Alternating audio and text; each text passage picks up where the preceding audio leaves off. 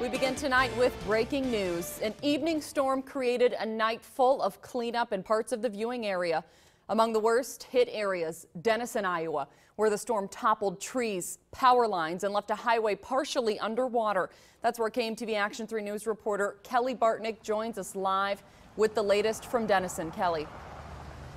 Megan, yeah, they tell us that it's been about 2 hours now since those rains and winds blew through town here, but they tell us earlier tonight this highway right through town was basically a river here, as most of the water drains in this direction into the low-lying part of Denison. And along with all of that rain that happened earlier this evening, wind. Take a look here. Toppled trees. This is a scene we're seeing kind of all over town. We just pulled into town here within the last few minutes and are really starting to assess some of the damage here. Otherwise, the lights are back on. This is the second major storm to hit this summer here in Denison, they tell me, leaving some damage in its path, leaving some flooding. Major flooding, we're told, outside of town. 2 highways underwater. One of those, when the dam broke earlier this evening, a small dam flooded the highway. Most of those are north and to the east here of town as these bands of storm moved across this portion of Iowa. But it will be cleanup central here tomorrow. We're talking about some flooded businesses possibly, they tell us, potentially more storm trees down from the storm. We've also seen some power crews out here tonight working to restore what hasn't been restored here within the last couple of hours since this storm went through. But right now in the dark, this is as much as they can do until morning. We'll send it live back to you from Denison. Kelly Bartnick, KMTV Action 3 News. Now, your weather alert forecast. Well, things are quieter now in terms of storms in Denison. They still have flood warnings in effect there. Thunderstorms still ongoing, though, from Des Moines all the way down to St. Joe, beginning to exit the southeastern corner of our viewing area. All is quiet in the metro as far as right now, and Threat Tracker will go back to green Monday, Tuesday, and Wednesday. There are a few thunderstorms off to our west and northwest, and we'll discuss whether or not they may impact the metro later on tonight when we come back in just a few minutes from the Controlled Comfort Weather Center. We'll see you then. There's a stalemate tonight between an insurance giant and a major healthcare provider. It's a budget battle that could leave your bank account behind as collateral damage. Both sides blame each other. Blue Cross Blue Shield Nebraska customers are in for big changes beginning in less than 2 hours. At midnight, its contract with CHI expires. That means many medical services at Allegiant Creighton facilities will be out of network. The negotiation window is closed. No truce between CHI Health and Blue Cross Blue Shield Nebraska. All over your hospital bill. And that cost is significantly different, and we don't see a reason why they should be that much more expensive than everyone else. After 2 years of threats and negotiations, Blue Cross Blue Shield says it's making good on a pledge to cut CHI Health System out of its network. CHI leaders say their focus is reducing long-term care costs. For us, it's not about cutting physician rates, because we think the primary care physicians are where this coordination needs to start.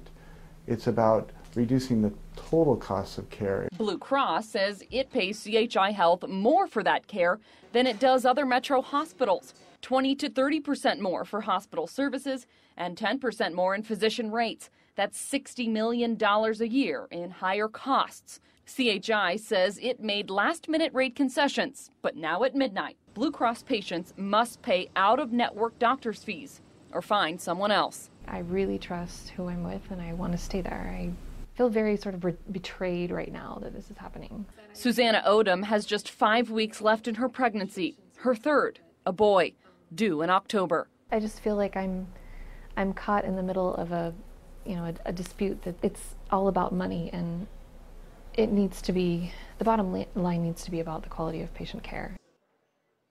Both sides say they're open to future negotiation. Officials say the change will not affect trauma care, emergency services, or Medicare.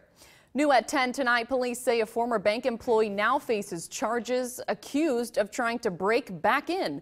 Only Action 3 News cameras were there as Omaha police officers handcuffed the man near the First National Bank at 133rd and West Maple. Investigators say the man had a key and told police he was part of the cleaning crew. But the bank told police he's an ex-employee. Also new at 10, crews battled threatening weather while making sure a group stranded on the Elkhorn River made it to safety. The Douglas County Water Rescue crew was called to the river around 6:30, 2 hours after 8 people were supposed to get out of the river with their group. They were later found safe.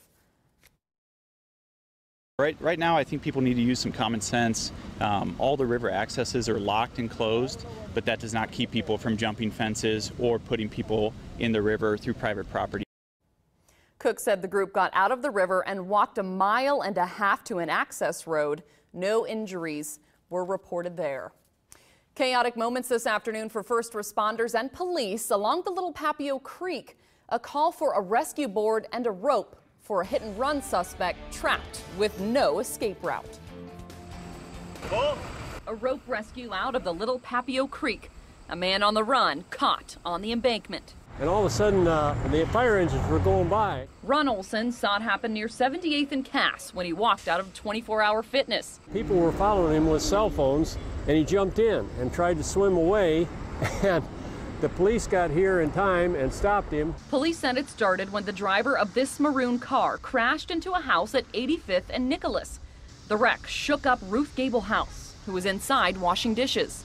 I heard a horrible thump, came to my front door, and there was this maroon-colored car up next to my stoop. When Ruth went outside, she said she didn't see anyone in the car. It was very scary. I was very thankful that he hit where he did instead of my living room. Police said after the suspect hit Ruth's home, he got out of the car and ran about 1 mile. Then jumped into the Little Papio Creek to hide from witnesses and police. This is a very dangerous creek. You should not get in it because it'll suck you under. So I don't know what he was thinking. OPD cruisers and first responders swarmed the embankment and cuffed the suspect. They pulled him out on a rescue board and took him to the hospital. He was handcuffed down there. He wasn't going to get away. Police said alcohol is involved in this incident. No word yet on the suspect's condition. No other injuries were reported. There's plenty of work this holiday weekend as police investigate a rash of shootings that left 2 people dead in 3 days. The most recent homicide Saturday evening. Police say someone flagged them down near 24th and Pratt around 5:30. Officers found 76-year-old L.B. Liggins shot. Crews took him to the hospital where he was pronounced dead. About an hour later, investigators booked 42-year-old Ray Hubbard for first-degree murder, a felony warrant, and weapons charges. Hubbard's criminal history includes prison time for a March 2010 attack in which he was found guilty of strangulation and false imprisonment. He was granted parole in July of 2013. A 21-year-old man was shot at just before midnight near 18th and M Streets. Police found David Arriaga with a gunshot wound in that area. Witnesses told police a red SUV drove by and occupants fired shots that grazed Arriaga. His injuries are not life-threatening. Police say the investigation is still ongoing. And police are still asking for help as they search for a gunman in Thursday's triple shooting. The gunfire near 36th and Ames killed 26-year-old Lamar King and left 2 teens, Marcus Johnson and Johnny Wilson, critically injured. Witnesses at the scene told Action 3 News they saw a woman holding a shotgun, but so far, no word on any arrests. And 1 day later, and just blocks away, police officers witnessed the shooting that left Antonio Taylor with life-threatening injuries. Officers and members of the gang unit chased down the suspected shooter near 33rd and Grand. Investigators booked Tyrone Brooks for firing the shots and Yvonne Moore for driving away from the scene. Investigators say a Nebraska City robbery may be the work of a serial robber who struck across the country. Investigators say the man carries an assault rifle similar to an AK-47 into the banks he robs. Law enforcement says he is dangerous. No one was hurt in the August 22nd robbery of the First National Bank branch in Nebraska City. Now, authorities say he could be connected to bank robberies in California, Idaho, and Washington in 2012. He's a very violent person, and he's shown that he's not afraid to shoot anybody, shooting one of our police officers. So if anybody gives him any resistance at any of these banks, he's not afraid to pull the trigger on them as well. The FBI is offering a reward of up to $20,000 for information leading to the suspect's arrest. This evening's weather caused a few nervous moments at Omaha's traditional Salute to Labor. And you can see lightning just to the north of the rides at Septemberfest in downtown Omaha. Crowds thinned tonight as the skies got dark. The Septemberfest parade is set for tomorrow morning at 10, starting near 16th and Cass. And for many across the viewing area, the biggest concern from today's storms turned out to be the flooding. Look at this picture. It's from Norfolk, where a viewer tells us they got about 3 inches of rain in less than an hour. And meteorologist John Walsh here, you were tracking those storms all night tonight, and it looked at one point that like it could be really severe for us. Yeah, I mean, all the parameters were there for a very, very severe night tonight, and quite frankly, it didn't pan out as